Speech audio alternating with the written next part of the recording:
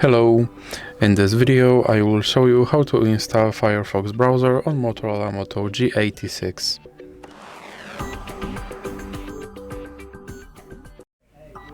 So you have to start by opening your Google Play Store, then click on search bar and type in Firefox. Now click search and click install.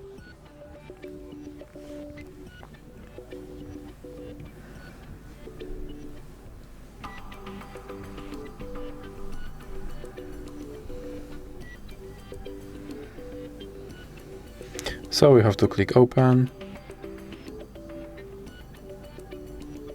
and then click agree and continue, and here you can select your default browser or you can just click cancel. Now you can add Firefox widget or you can click not now, and here you can sign into your Firefox account or you can click not now, and you can turn notifications from this browser or you can click not now again. Now you can select your theme or you can just click save and continue, and you can pick toolbar placement or you can click save and continue again. And as you can see, my Firefox browser is now installed and is ready to use.